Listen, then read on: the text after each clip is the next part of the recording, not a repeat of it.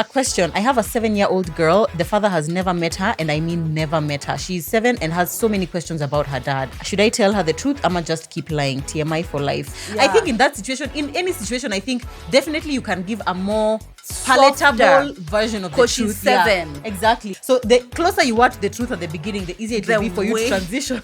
Because if you're going from he's dead and then now it's like, actually, he's not that dead. Yeah. And now he's, kind of thing. If one is HIV positive, when should it be stated in the dating period? When in the dating period should it be stated?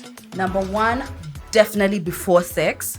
That's actually definitely illegal. Before sex. I think definitely before sex. Yeah, you have to let somebody else decide whether or not they want to engage. Hey guys, Murugi Munyi here. It's Lydia KM. And we're back again with another episode of The Messy In Between. It's definitely TMI.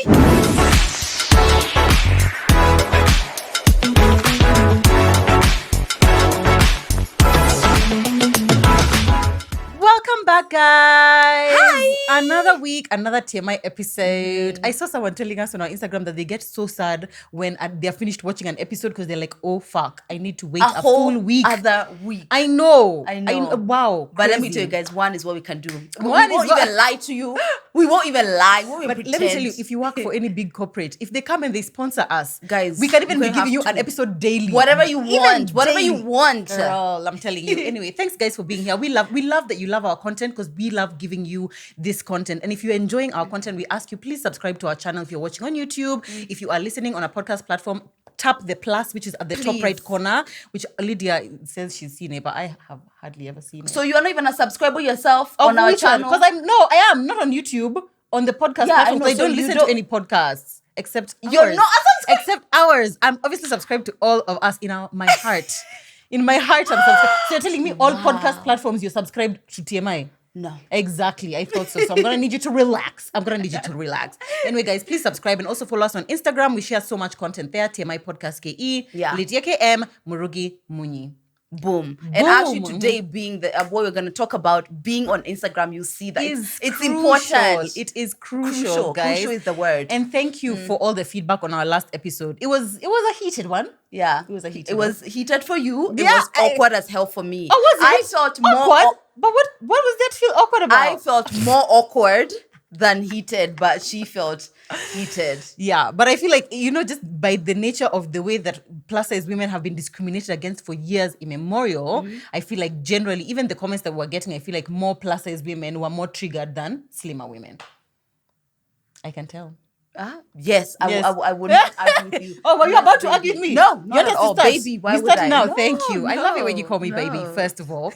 Anyway, guys, thank you for clicking onto this video because today we're doing something a bit different. Yeah. We get so many questions from you guys on our Instagram page, TMI Podcast KE. We get lots of people who are dealing with life issues. A lot of them are relationship ones, actually. Mostly, but sometimes it's family, sometimes it's work, sometimes it's things to do with your kids. Sometimes it's like prompted off of an episode that we have already done or like a topic we have talked about, and then it triggers someone to come and ask us a question. Yeah. And we usually respond. Sometimes we'll respond on DM. Sometimes we will put it up on our stories. Sometimes we'll talk about them here. But sometimes it's a lot. Sometimes it's a lot. There's so many. Exactly. Yeah. And actually what I usually think is that this is one person who has sent us the question, but there's probably tons of others who are facing that exact same issue, but they haven't DM'd us. Yes. Yeah. So I feel like we felt like let's do an episode where we just basically help you guys deal with your life issues, help you guys deal with your dilemmas that you have sent to us, and we can discuss them here. We can give our views and whatnot, and then we can obviously, get back to you and we can help somebody out there. Yeah, and one of the things about dilemma, not necessarily just like, spilling your tea for, other people's favor, is more because we can always learn vicariously. It's not, you don't have to go through a situation for you to learn. And sometimes personally, let's say even whatever, some of the things that you tell me you and Zach are facing, I tend to see it from a place of I'm a lot further down. So it's like, I want to see the steps towards that. How does that get there? Yeah. So you don't always you can see it from a place of I want this to be a preventative measure for me. Yeah. A little later on, or it can be something that's actually happening to you just now. Exactly. So it's not always just about the person who we are referring to, which is why we think this is a really important episode. I actually get so many women on like my own platform on Murugi Munyi who tell me that they are not even moms. They don't even have a boyfriend or a possibility of having a child in the next 5 years. But all my mom plugs, they are there screenshotting. Are you serious? Screenshotting and saving it in a folder. People and I want was to like, get pregnant. If you want to get pregnant, just say. And I'm like, I love that because you see, you're preparing yourself in advance because you never know. Maybe 5 years from now, I may not be a mom I might not be on Instagram. How do you know? I don't even think until my screenshot. Yeah. These are the things that bring things closer. Now I've screenshotted baby shark doo doo. Baby shark do. And then what now? Your ID doesn't work. No, but you see,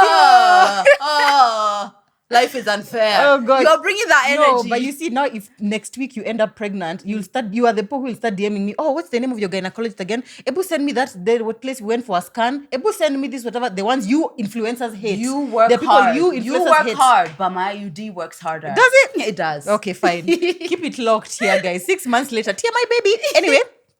Let's get to the questions because some of them are a bit like, whoa, a lot of them are quite out there. So let's start with that. Let's start with a relatively simple one. So this lady says, hi, Lid and Murugi. Hope you're doing well. I'd like your advice on an issue regarding my relationship. I also love that you guys call me Lid. Right? And you call me Lid. Yeah, you call me Lid. And I only said call you Lid because I think you refer to yourself as Lid. I think it's people who refer to me as Lid. And then you started now saying Lid. And then now it's Lid. And I love it. Yeah, I love it. Yeah. So she says, we've been together for 9 months now. The issue is about finances. I am jobless, but my boyfriend earns a huge amount of money at work. I'm happy for him because he really works hard and loves his job. I just don't know how to tell my boyfriend to give me cash. He always assumes that I'm fine now that my parents still support me financially. Anytime I mention to him I'm broke, he's always like, you're a rich girl. There's no way you're broke. He's never bought me gifts. I will be broke and even end up having to fuliza yet I'm with him. How can I have this financial conversation with him? Where? Hey, that one is hard. Small. Yani ni ngumu kidogo. You see, the nuances here. What are the nuances? The nuances is that, you do mention that you're broke, but then when he jerks it back with you're a rich girl, then you leave it as that. Yeah. Then maybe he just obviously... He probably definitely just believes that you're okay. Yeah, and by the way, I feel like the way people perceive how much money somebody else has is always more. Yeah. Is even the amount you think that he has, probably he earns a huge amount. Maybe it's not even as big as you think. Yeah, and then you don't know the kind of responsibilities that he has. Like, a lot of people who, especially firstborns, a lot of people have to pay a lot of black tax. Yeah. So you can see someone making a lot of money because that's what you saw on their paycheck, but really the amount of responsibilities that they probably have very little to their own. I would personally just ask, honestly, like yes, you would ask. Yeah. No, as in if I were you, ask? I don't think you would ask. If I were you, I would ask. Okay, so let me tell you. So personally, obviously, I live with my boyfriend. So our finances are a bit more together. Yeah. So I wouldn't be sat at home and I don't have anything to live on, and he's right there. It just like the dynamics are completely different now. For a boyfriend, and maybe our finances are not that attached. I have never asked. Yeah. Right? Unless it's something like maybe... You're it's somewhere. A convenience exactly. thing. If it's like a convenience thing, maybe. Pay for me this thing. Yeah. But I have always also struggled with asking a boyfriend for money. And I feel it's because I don't personally feel like you're entitled to your boyfriend's money. And the idea that, how can I be fulizering and I'm with him, it's already feeling like you feel like you're entitled to his money. I think it's great if you have a partner who's willing to help and open. But personally, I tend to... I've always avoided asking for boyfriends for money. Yeah, I also feel the same way. I feel like it's really, really amazing when you meet a man who freely gives you money, who is spoiling you, who buys you gifts and does... Because, 9 months and he's never bought you a gift. He's sounding like a stingy man. But I will say, even... Like, that's usually a good to have. I feel like I would not be dating a man and I'm super broke. The first person you should be thinking about asking for money is not your boyfriend. Okay? I feel like it should be maybe even your friend, maybe your parents, maybe your sister, maybe whatever. I feel like your boyfriend, it's like... for me, it's like it should be the third, fourth. But it would be nice if he offered. There was a time actually when Zach and I were dating and I decided to quit my job because I wasn't enjoying it and the role they had put me in wasn't good. And there was a couple of months where I was struggling and I didn't even verbalize that I was struggling. He just sent me money. Yeah. And I was like, I love this because I would never go and be like, babe, I'm struggling, please give me money. Yeah. That being said, if you feel like you want to ask him, I feel like it's unfair for you to expect him to just know something that you have not communicated. I feel like, have you had a conversation of like, babe, I don't know if you know this, but I've really been struggling financially. Yeah. I would really, really appreciate it if you could lend me some money, or if you could if you're in a position to support me. Exactly. Yeah. Maybe say it, because I feel like sometimes there's this societal expectation that your man is just going to just send, and if he's not, then maybe you just need to say it. Maybe it'll be a thing of him saying, seriously, me, I thought you were okay. Me, I didn't know that whatever. Or maybe he'll tell you, actually, I have nothing. And the way you think he has a huge amount of money, maybe he didn't even. Yeah. Also, I think you need to go into that conversation making a yes or a no completely okay. Oh, yeah. Ooh, it needs to be that, because then if it goes into and I asked him for money and he couldn't even, now it's become a thing. And remember, it's more about the way you're interpreting the situation more than what the situation is. If he doesn't have money, he might not have money, or he tells you maybe he'll do this another time. I feel like there's a lot of times where we want something but we're not willing to give anything. Sometimes it's vulnerability you need to give, and being able to feel the way you're going to feel and ask him, hey babe, I'm struggling, are you in a position to help me with anything? I don't have a job or whatever, blah blah blah. You need to be vulnerable. Sometimes getting something requires you to give something. It would be amazing if you just got somebody who's going to help you with money. The closer you are with someone, I feel like the more they know what state you're in. Because they can tell. They can tell. You never even order KFC, even as if 50% off. I think as spendthrift, our boyfriends know, or our men know straight away. This week you've not even no packages this week. You're eating at home today. I'll send you, babe. Today you're eating at home. Oh yeah. Ooh yeah. It's like it's long for you. It's long for you. Yeah. But yeah, I feel like just go about the conversation with vulnerability and openness, and also trust that whatever how he responds is also okay, because we are all different. Is it a red flag that he's not bought her a gift in 9 months? You know me, I'm not really a gifts person, because right now when you just said like, oh, wow, somebody who hasn't given you I actually had to pause and think. When was the last time Mike bought you something? When in the 9 months we were in the beginning, did he give me a gift? He had, but there was reason for it, right? Like Valentine's had just come. In 9 months, I'm sure there's been a Christmas or a Valentine's or a birthday, surely. Yeah, because from January to September, there's Valentine's Day. Yeah. Anywhere from in between, there's been a Christmas. Yeah, exactly. Okay, anyway, in your situation, it sounds like either he's super stingy or you're super not communicating the things that you but want. Either way, you know when you ask. Exactly. So just ask, because that's the only way that you're going to know. All right. Our next question, she says, hi guys, I'm really obsessed with your content. Thank you. Thank you. And by the way, guys, as we're going through these dilemmas, we'd love if you're watching on YouTube especially, please leave your comments in the comments. Yeah. Your comments in the comments. Your comments in the comments section. In the comments section. Thank you. My brain had a bit of a freeze. Yeah, please leave your comments in the comment section so we can be able to help the people who are actually asking these questions. So this babe says, hi guys, I'm really obsessed with your content. It's literally the calories for my day. I love it. I love that. They have said, can you please help us with how to communicate boundaries with family members, especially siblings, because I'm really struggling on how to communicate with them. Well, I did a whole live on my page about how boundaries with family, because there's boundaries. And then there's boundaries with family. Woo! Wow. We've been there. We've been through it. Yeah. There's boundaries with family. Ooh, yeah. Number one, the dynamics of family a lot of the times is from a perspective of, it's like obligation. You automatically feel obligated to help your sister, to help your brother, to help your dad, whoever it may be. So that's why boundaries are so hard to impose, because you already have obligations. So you don't feel like there's a boundary between you and your family members. And that you don't deserve to even, you can't how? Put a boundary. What an ungrateful child you are for not sending your entire check every month to your when parents. you are raised by your parents. Yeah. Raising you did not ask for, but still. So that's one of the reasons why it's difficult. I would personally say you need to start with one of the things that I said is to help you, is soft nose. Soft nose, right? So it's let me think about it.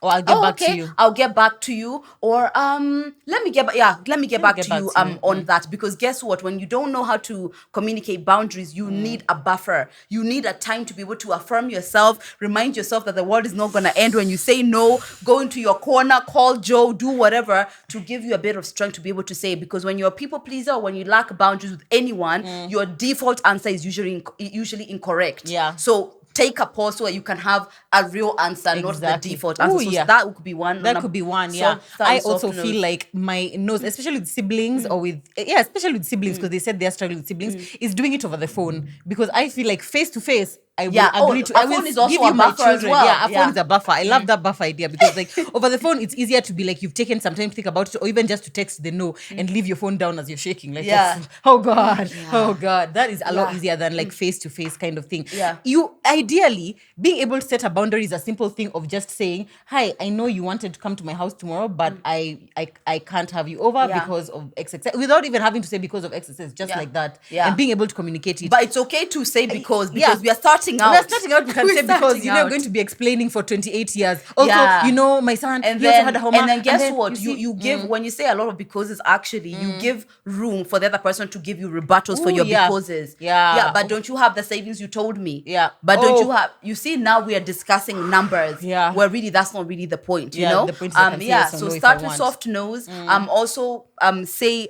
Always acknowledge the other person's point of view. I know that we've always had a relationship to like this. I've always been able to give you money, but at this time I'm doing a bit more of investing, so I'm not gonna be able to be giving you as much as I usually do. I'm comfortable with giving you X amount for the next X amount from now on. I hope you're going to be able to do it. Don't give room for like now. Exactly. It's not like, what do you think about it? Oh no, it's not. No. Is this okay? I've said what I've said, and that's this, it. Yeah. I hope he's going to be able to manage your whatever. Yeah. And I get guys that when you hear Lydia saying it, because you just sound like the most confident person in communicating a boundary. That's so funny. That's how you come across. Honestly, I'm like, wow, can you come and put the boundaries for our siblings and our parents? Because like, whoa, yeah. And I know it can sound a bit intimidating. Yeah, oh exactly. my God, it's hard with, for me with too. Someone you've grown up with, like, I mean, literally, it's like we've all been in the trenches together. Now that you've made it, if it's like money, or if it's like, oh, I'm coming to stay at your house for a couple of weeks, but it's like, let me give you an example, actually. So, number one, my mom has started studying counseling. So me and Aggie have always been into wellness and things like this, but now my mom is like really there, right? Because she has to do therapy and counseling herself to be able to be one, right? So anyway, one of the things that's happened is that like our family is not so enmeshed. Enmeshment is when one person's emotions is everyone's emotions. That's not a healthy boundary. Yeah, it's not a healthy place to be in. So lately we've been able to administer boundaries, and you know how close we all are. Yeah. But being able to set boundaries has been really good. So the other day, I hope Aggie's okay with me sharing this. I think she will be. So one of the things is that Aggie is in a long distance relationship and her boyfriend lives here. So a lot of the times I'll involve him in something, like if we have like a family thing or whatever, something just so that we can continue building a relationship with him, as well as kind of making him involved a bit with our family. But recently we had invited him to when my Ruka came back from hospital. And Aggie messages me and my mom. Woo, child. To set a boundary. And by the way, I was in church, but I had to read it because I was a long message. You know, a long message. Oh God. You know, something in the group coming. chat. In the group chat. And I love this in the group chat. I know when it starts with I know. You're about to get it. Yeah. Anyway, she expressed she was like, I know that coming from a good place. It's coming. I know how I love how you guys are so involving with him. I know how much you love him. I know this is coming from a good place. But I would appreciate before you invite him anywhere where it involves our family, you ask me first, because I want to be able to decide what I want to share with him. Because when you guys have it, I don't share with him. Yeah. Right? So it's you guys who it's that. It now becomes a thing, like you and my whole family, and then me, where am I? Yeah. So she wants to be able to decide what she shares with him and what it's completely okay for him to have with just us. Now, my mom was here, but usually she's not. It would just be me. But anyway, and there's Lydia thinking, I'm the best sister in the world. I'm taking him along to every family event. Yeah, I was like, so I told Aggie, I was just like, I completely understand where you're coming from. I'm so sorry that you felt that we were encroaching on your boundaries, or, you know, we weren't considering that, you know, you might want to create these memories, and we'll be asking you from now on. Period. Done. And you know, the funny thing is that sometimes when you're communicating a boundary, you imagine it's going to go so much worse than it actually is going to. Majority of the time, unless somebody is just disrespectful of you and your space, majority of the time the other person has really not even thought about the fact that this might be affecting you in one way. And they are suffering in silence. Yes, and that's what boundaries are about. Exactly. Someone doesn't know what your line is. They really don't know. Yeah. And you just need to actually be able to open your mouth and say it. It's difficult, but Maze, I don't know, take 3 shots of vodka and go and have that conversation. And go and have that conversation, because relationships that don't have boundaries aren't healthy relationships. Yeah. So what you're losing is continuously feeling like somebody's encroaching on your boundaries. What you are getting is at the very minimum, having your boundaries in place. Yeah. You might get people who are going to disrespect you. You might get people who are not going to talk to you. I definitely have people who don't talk to me because I set some boundaries, because some people are benefiting from using you. Yeah. But why do I want those kind of people in my life? Here's a boundary I needed to set with my siblings. So before I got married, obviously I was living alone with Ethan. And out of all my sisters, I was the only one who was living outside the home. So my sisters used to feel free to come to my house anytime, which was great because it was only me and Ethan there and they would come.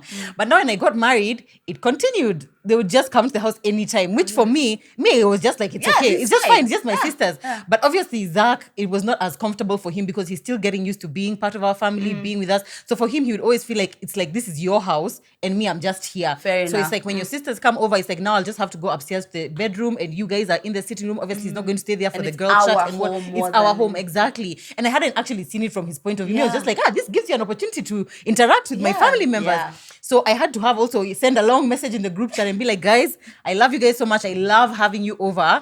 And I'm not saying that you can't come over, but you need to tell me in advance before you do, so that when you tell me, I can tell Zach and he can decide whether he wants to be here, whether he would like to, go out with or you his guys friends can or come whatever, another or you guys time. can come another time kind of thing. And they were very appreciative of like, we totally get it. None of, even me, I hadn't thought about it like that. But when I now put the boundary, they were all very receptive. And I was really nervous about that because I was like, now it looks like this man has now come to now take away our sister. And now that's our biggest fear. That's our biggest That's fear. our It's like, biggest and fear. I love being part of my family. I So love being able much. to. And Oh I was my like, God. oh God, yeah. But it actually ended up great. And you're actually able to enjoy a much better relationship with whoever it is when you have put the boundary. Honestly. It feels so good to know that I'm respecting you and that you feel respected when you're with me. Yeah. I love that. Be prepared for the before you set this boundary, be prepared for a negative reaction too. This we might be giving like the rosy version of things because of the relationship we have with our family, but be prepared as well that some people are gonna think this is like the worst thing you've ever done. Oh yeah. But now you just have to live with it. And but they have to that's live it. with Before you get into it, you decide. that's it. All right, next one. Hello, big sisters. What did we say? Large sisters. Extra large sisters. Kindly help a sister out. I'm 26 years old and I own a retail shop in my hood. So there's this new kid on the block. He just moved in to the area sometime last year. He's 21. Remember, she's 26 and a student at KU. We started off as friends. He would come and hang by my shop. You good, babes? I'm alright. You good? Okay. But in like the past 2 months, things have been getting intense between us. I really am attracted to him and he feels the same way. He has been so consistent with me. I love that line. He has been so consistent with me. But I'm worried of our age gap. Should I run? 5 years deep and he's a student. Let me tell you, I always say the older you get, the more the age gaps blur, right? But now you are in a... Hey, but 21, 26. I don't know what Me, to tell I you. personally feel like if this was 36 and 31, right? It's like, okay, you guys are within the rims. No, still. 36 and 31. Guess what? Me, I don't discriminate against people who have even what's it? Gabrielian is with who? And they're like age gaps like 10 years. So I feel like the older you get, the more likely your lives are around the same place, that your age difference makes little sense, right? Most of the time, if you're in your 30s, most of you are thinking about family, about marriage. You're blah, both blah, blah. working. Yes, you're both working, you're both earning more. It might even be that this 31-year-old is even balling more than you. Right? Because you are a lot older. But the younger you are, the more likely that your life dynamic is so different. Because you're in your late 20s and this person is a student. It's like, are you willing to work through that? Are you willing to, I don't know, I guess go to his graduation? Are you... Oh God. What? Are you his He's mom? going to graduate. Oh, fuck, okay. What the hell, Joanne? Are you willing to wait? And did she go to uni? That's also, you see, another question is saying, I don't know. Me, this is the Me, I that feel I'm like seeing. because of how young much you guys younger are. he is, Yeah. I think that's what might cause a lot of issue. And then you're 26. Let's say when did someone graduate here? 20. How old, guys? Nancy, how old does someone graduate? 22. 23, 22, 23, right? You're going to be 27, 28, right? When you're 30, when you're 30, when you're 30, he's in 25. What's the thing you go? Is it placement after uni? Internship. He's in internship.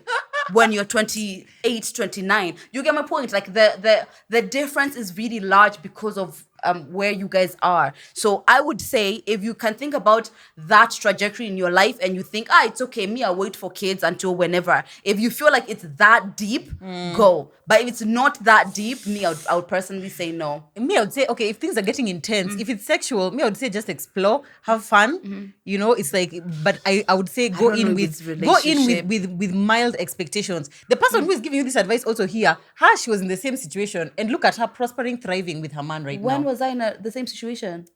You were when you met Mike and you used to come and tell us in the dressing room, he's so much younger than me, I would never Number get one, with him. Mike is 3 years younger than me. Number two, 5 is the limit.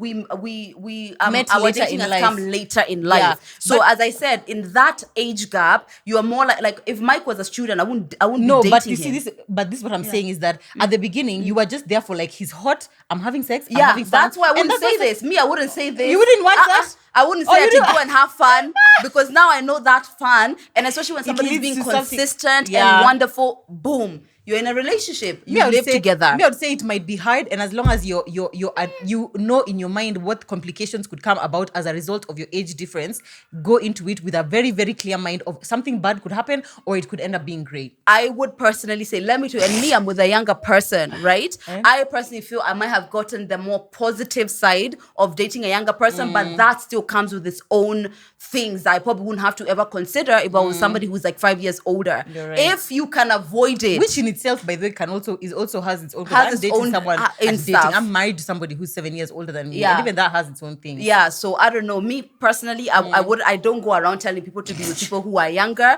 because I don't She know. wants to enjoy. Anataka to enjoy peke yake. You want to be the only one enjoying younger men. No, it's not that. It's because it's like if it.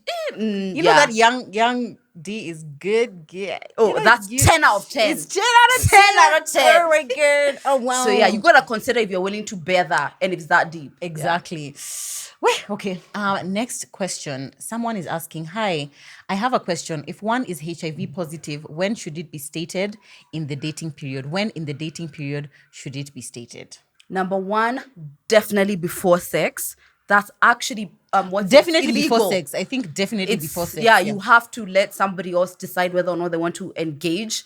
So first of all, let's start there. So if you're having sex on the first date, it needs to be Before on the the first sex, date. yes. Yeah. So anytime before sex is actually what your legal requirement is. As far as I would personally say, that's something that's.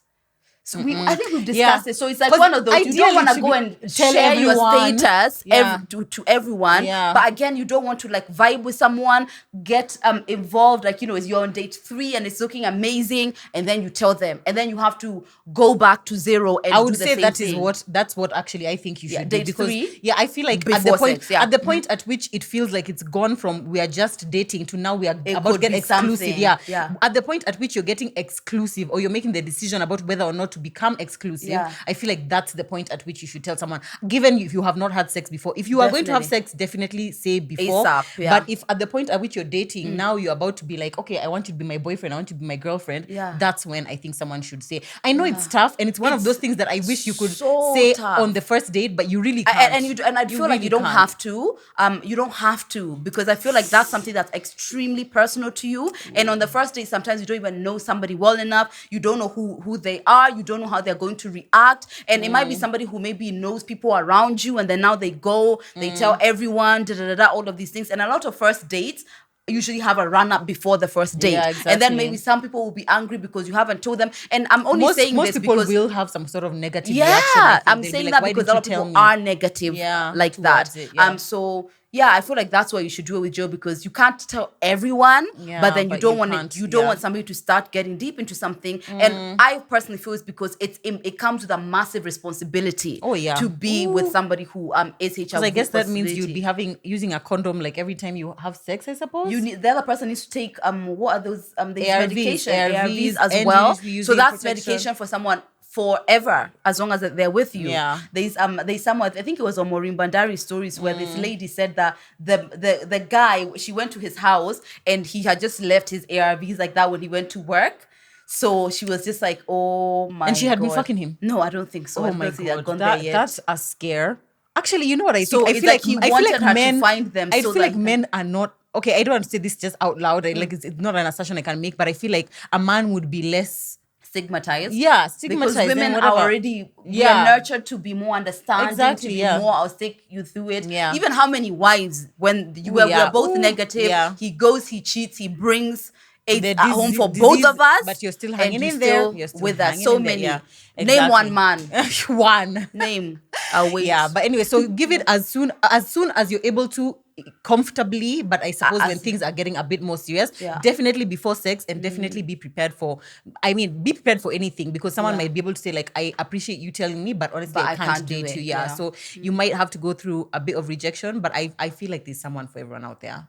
There Whatever is, it yeah. that And you're there's always struggling with. people as well who are also HIV positive. Yeah. And actually, a lot of people usually date that way because, you understand this other person, you understand their struggle. It's also very intimate. And then we don't have to go around this whole, I am positive, because we are both positive, Oh, yeah. Oof, damn. Okay, so this one, this lady sent was really triggering, and I had actually already responded to her via voice note. By the way, when you Triggering DM for us, you? for me, Or just for as a, everyone? I guess it will be for everyone, for anyone. Okay. It just sounds like a triggering one. If you send us a DM, we even can send you voice notes back. We are Usually so we committed. send voice we are notes, so committed to helping you with your issue. By the way, imagine, please DM us and follow us on Instagram if you haven't already. Yeah. Hey TMI, my name is Maureen. I'm 24 years old, and I recently graduated from campus. For the moment, I'm at home, and I have a really sickening issue. My mom is a single parent, and there's a man who is her boyfriend, for lack of a better word. He lives in our house, buys nothing from food to rent. My mom pays all the bills, and this man is very toxic because the words he tells my mom are really bad. There's a day he said all women are devils while I was hearing, and there are occasions he has even slapped my mom. My problem is he doesn't provide anything in our house, yet he has the audacity to abuse her mentally. I've tried talking to her to try leave him without anything. It's really affecting me at this point because I feel my mom is not at peace, and I don't know what he's capable of doing when I eventually move out of here. Kindly help and hide my identity. Yeah. I would personally say, number one, stop viewing your mom as As mom. a mom. Yes, exactly. Stop saying mom. Be like, Jerry from down the street is in an abusive relationship.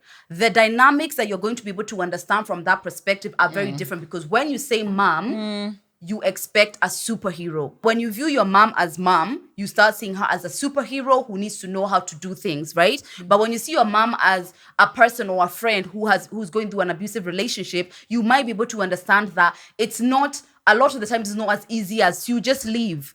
She can see that she's being abused. She's the one who feels the slaps. She's the one who pays the bill. So she knows all the things that you know, but there's something that's keeping her there. Maybe something to do with her stuff, her trauma, her own insecurities, whatever she's gone through before. And a lot of the times when you're in that situation, it's like a trauma bond. And trauma bonds are so hard to snap off. Absolutely. So I can feel your frustration, but maybe like more empathy to your mom, because she's probably struggling so hard to get past this. Exactly. If this is how bad you're feeling, imagine how much worse she, who is actually going through it, is feeling. My response to her was telling her, first, you can empathize with what your mom is going through, but this is not your dilemma. Frankly, this is your mom's dilemma. And I know how hard it can feel when you see your parent in like a situation where they're struggling, and you're just like, why don't you just do this? Why don't you just do this?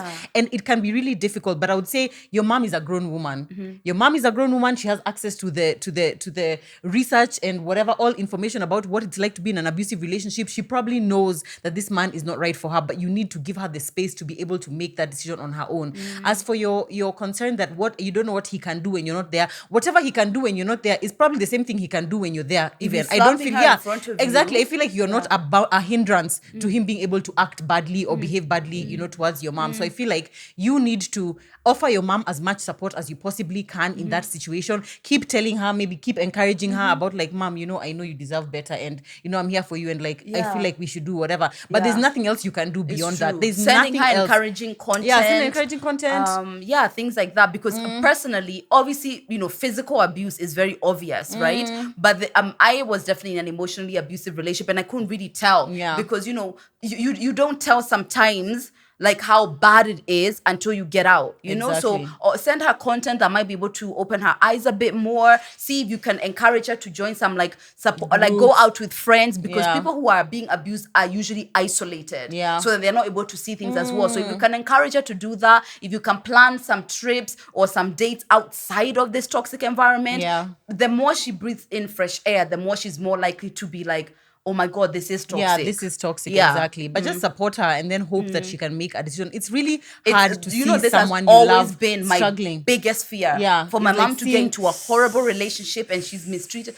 But my mom is so confident. No, but you never know. Everyone starts out confident. Because at the beginning of the relationship, the man is amazing. Until now, you're 2 years, 3 years in, and he's changed. Girl. I don't know. Yeah, tough. but anyway, it's true. Yeah. That's Just be there a horrible for her. feeling. Yeah, be there for her, but don't pause your life on account of waiting for your mom to make a decision about this man. That's what I would say as well. Yeah, can be tough. This next one was sent to us by a lady who watched our video on single moms. A lot of you guys had a lot of comments about that one and a lot of feedback on it, especially people who are kids of single parents and people who are actual single parents themselves, right? So this one, the lady says, the dating as a single mom episode was really helpful. My mom was a single mom when I was really little and she got married to my now dad when I was 6. Yeah, so she's her and her stepdad. Okay. Well, let me tell you, he never used to visit and I never knew him. And the day he was introduced, I was told, now this is your dad. So, of course, I was very curious why my parents wedded with me already in the picture. While it doesn't always happen like that, and that enough could warrant war. As a result, I had a very strained relationship with my dad. This is now the stepdad. Till I'm 21, till now, and I'm 21. Till now, when I ask my mom about my dad, she snaps and tells me she doesn't expect me to want to know him or his whereabouts. Weird, right?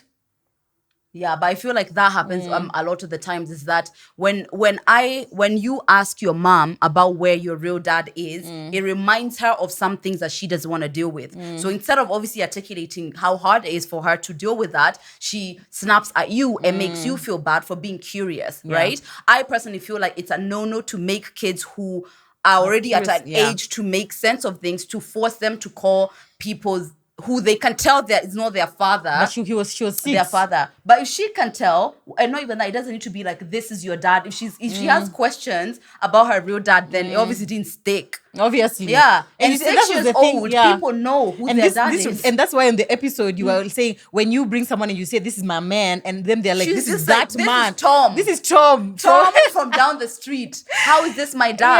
Yeah, and it's really sad. I think it's a toxic thing to really make toxic, kids do that. yeah. If the kids feel naturally to call that person dad, I think it's great. Yeah. And also, guess what? We are in a land of step parents. I don't think it's a thing anymore to be making hush, this is not your dad. I feel like step parents have an amazing role to play in kids' life, especially the ones who are standing up and doing great. So it's nothing to hide. Yeah. I don't know if you can change your mom though. I don't think so. I feel like there's a generation of people who are so they don't understand think our mom's why. generation. Our mom's generation. Actually, even for example, my husband, when we were getting married and his mom, Zach's mom now learned that I co-parent with Ethan's dad, she really could not understand. She was like, but now my son has come to be your husband. Why is this other man still here? Why do you exactly? More why than do you say, what is this that Zach is not giving you that now you have to still co-parent? And you see, even as much as I've tried to explain to her, she still doesn't understand that every other weekend he needs to go, or that at some family events he's not there. And it's like at some point it's like now their generation, you really just can't explain beyond what you can explain. You know what I'm saying? Yeah. So I mean, I don't know if that's something you can really go into. But the older you get, let me tell you this, people generally, or even parents, soften as you get older. But the more knowledge you learn about how to go about this, what's the best thing to do for your mom, or how to communicate best for her, the more as you get older, you might get some answers. You know, if you do have other relatives that you want to ask, you can't if you're old enough. If you're old enough and you're not dependent on your mom, because that's the thing. And if you can live and be in your own space, you know, then you can do whatever. But me, I feel like the second you're in somebody else's house and they're feeding you and they're clothing you, then you kind of have to play in their own rules for a while. Absolutely. All right. This next one is hurtful. Hi ladies, I know you get a lot of questions, but I legit need advice. We get so many, but each of them are so important to us, guys. And they're so unique. Look at these dilemmas. Right? Okay, so this babe says, I hope you get my DM. I need advice. I will be turning 31 soon and I'm just so sad. It's not that I want to get married, but I'm just so lonely. She's so lonely, and this loneliness makes her get attached so quickly. I was seeing a man for about 6 months for fun, but I caught feelings and he's ghosting, or he has ghosted me. But when I call him, he just picks up and talks to me. Yeah, because men How don't do I usually know how to stop? This say, is making me piss so off. yeah. She's like, this is making me so angry and also hate myself. Yeah. Oh, I'm sorry, I feel babes. like the biggest thing is more about how you feel about yourself, more than even all the loneliness and your age and all of these things. If you get attached quickly, you need to understand why do I do that? Like, there's a reason why you do that. It's not because you're lonely. There might be a way you're formulated. It could be your attachment style. It could be some trauma that you've had in the past. If you understand more about yourself, you might be able to be like, okay, I know I'm somebody who's an anxious attacher. So when I see an avoidant, I run the other way. Or if it's something like, I know that my dad is a person who's emotionally unavailable. So when I see an emotionally unavailable man, I might be like, ooh, let me get you. Understanding She yourself can't just more. be lonely. Huh? She She can't could just be. be No, lonely. she could Yeah. be. But I'm saying that might not be the reason necessarily why you're attaching to people. If you're lonely, there are many things that you can do. I think we talked about how did we talk about where we can meet people? No, we haven't talked about it. But yeah, if you're lonely and you're looking to explore, there's other ways maybe you can express you can fill that void of loneliness without necessarily getting with these men who you're saying that are doing whatever. Yeah. Plus, also, I feel like it's not necessarily a bad thing to get attached to someone quickly. I feel like sometimes we'll say that out loud, like, and it sounds like it's bad that you're getting attached quickly. But what is quickly? You know, because there are people who literally, like, you met Mike, you had sex on the first night, and since then you guys have been literally inseparable. Yeah. One would say that you got attached quickly. It's the only thing is that it's great that you both were attached to each other quickly. Together, yeah. So I feel like maybe the issue is just that the people who you have been matching with or Are you know not getting the are right not the right match, yeah. person for you. Because if you met the right person for you, even Zach and I got attached pretty quickly. Yeah. I mean, I would say it was pretty fast, you know. So I feel like depending on who it is that you match with, so maybe you just need to pick better men. And then also, of course, a man, even if he ghosts you, if you call him, he will obviously still That's pick up what your they call. do. If you tell him, come over, let's have sex, he'll probably come over and have sex and then tomorrow still not call you. Yeah. So I feel like if you want to stop hating yourself fast, just stop calling him. Yeah, definitely. Easier There said we than go. done, I know, but please stop calling him. Block him on everything so that he just does not exist in your sphere. If you want closure, you can ask him, okay, why are you no longer speaking to me? But I feel like I wouldn't do probably that. won't. He probably won't, and he'll just be Yeah. like, you know, life, you know, Yeah. things kind of like, yeah. So just, I think the attachment quickly is more of it being one-sided. Yeah. That's when And it if it's looks that way. one-sided, yeah, If exactly. it's just like me and my man got close quick, that's Yeah. always a It romantic sounds story. great. But Exactly. when it's you to somebody who's not deserving or somebody who's not consistent or somebody who's not actually feeding you that, Yeah. that's when it becomes problematic. I would say start sharing things like going out with your friends, taking up hobbies, going Yep, out exactly. to date more people to fill your life so that this void that you're feeling is not so present and you're Yeah. not just willing to fill it with anyone. Exactly. Yeah. Girl, we hope we helped you. Guys, we hope that you are leaving your comments in the comment section because we don't want to be the better. only ones. We are not therapists here. All right, let's do our last one. So this lady says, I love you girls. We love you too, babe. We love you too. love you. Here is my issue. I'm working as a sales rep and now my manager is really harassing me because nilikata kulala na yeye. If you are not Kenyan, that means I refuse to sleep with him. Over my dead body, will I ever offer myself to a man in exchange for a job? After all, he's not my boss. Those were my exact words to him. Since that day, this workplace has been hell on earth. Harassment. I feel this place is so unhealthy. I'm taking painkillers almost every day because of a migraine. Should I quit this job? I'm a single mom of 2. I solely take care of my kids and all bills in my house. Kindly advise.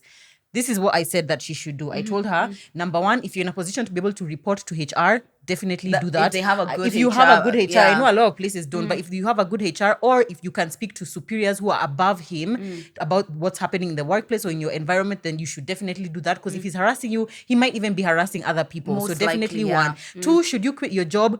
Sure, you can quit your job, but because you need the money, definitely look for another job, Before you secure quit another with this job, one. and then quit this one. Yep. Yeah, that's pretty much That's about it. Yeah, if you can make this work environment healthy, as Joe said, do that. If you can't, look for another one and go, because guess what? As you said, you're a single mom of 2. You're bringing that energy home. Your Yeah. kids are feeling it. Even when you earn money when you're not happy, I don't know. It just taints everything. It's like It money doesn't doesn't feel grow. good. Yeah, it's so exactly. weird.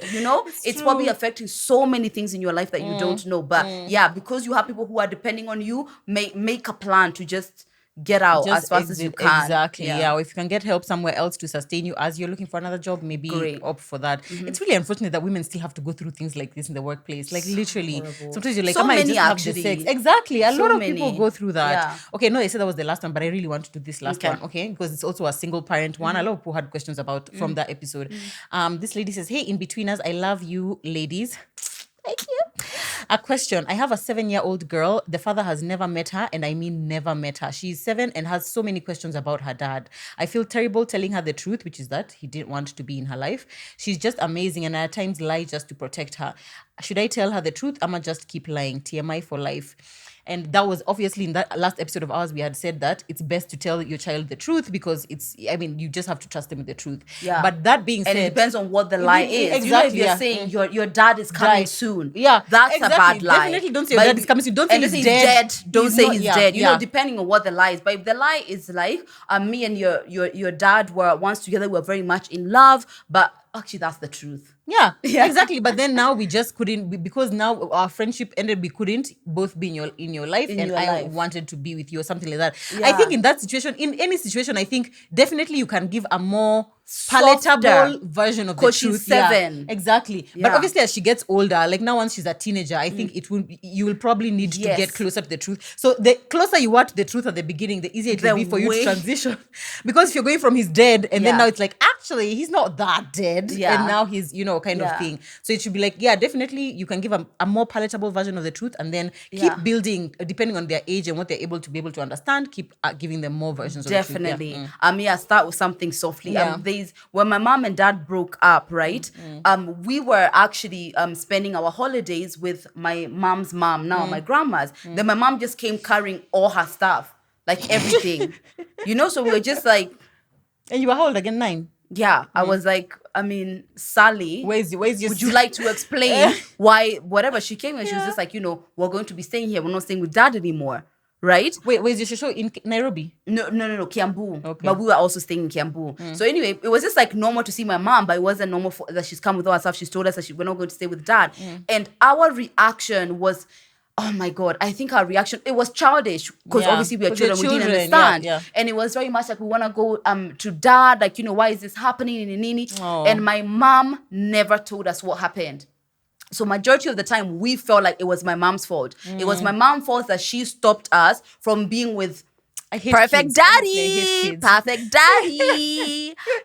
And for a long time my mom was like, the truth is not something that we can handle. And I was 9 years old, and my mom just didn't feel like telling us the reason why we broke up was appropriate. Did you guys were you at that age, had you witnessed the difficulties between your parents? My mom and dad never argued in front of us. Oh, actually, so you never did you see your dad coming home drunk or something? But my dad's never been like the belligerent drunk of causing issue. He just drinks and then he's just drunk. If there were any arguments, they were asked when we were in bed. So even when my mom tells me about her marriage, sometimes we're just like, where was I? What was I doing? But from the way she talks about it, was more like they had more amazing moments, but they were just like really peak bad ones, So anyway, my mom decided that she wanted to tell us the truth. I think we were a lot older. From when I remember, the way I saw it, number one, I feel like we had kind of mourned my dad ever being in our life at that point. And so the way we were understanding is more like trying to piece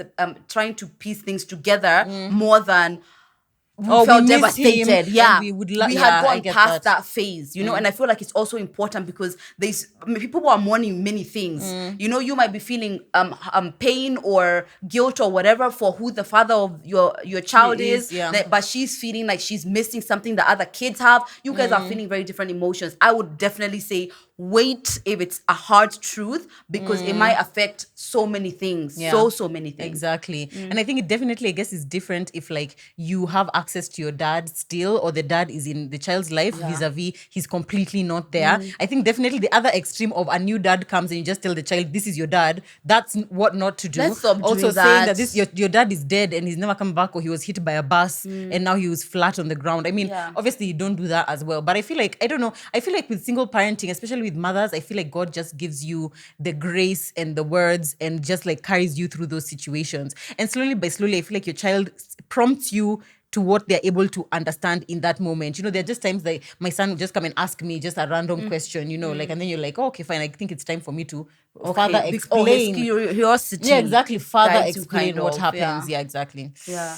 It's a tough one. It's really a tough one. Honestly, we parenting. we always see these like, baby dad, baby mom situations in this kind of like drama thing. Yeah. But you forget that, there are kids here. There are kids who are going to turn 10 and be like, where's my dad, Who are going to be grown-ups one day talking about their traumas in therapy. I'm telling you. They are going to be actual human beings. What about all the children people who are on Maury? Did you used to watch Maury? No, what's that? You are not the father. Oh my God. All of them. That's definitely going to be discussed in therapy. The Maury kids, the Maury generation. You're just sitting there and it's just like, it's not mine because she's a whore. Oh, wow. That's going to be playing. And also the women who are just like, please, if you had sex with me that week, please call this number because I've tried 20 people. Those kids are also going to see. The women who are saying until they go a train run on them in parties. What is a train run? Oh, a train, like you are there and then many men come and have sex with you. Like one by one. Is this happening in England? Huh? Does that happen in England? Oh, I saw it somewhere. Have you been in a train run? Have you been in a train run? No? I feel like that's so much work. You guys are working sounds like too a hard. lot. You guys are working too Having hard. sex with my one man is so much work. Now we must do a train. Oh. Like but does each man do it to completion?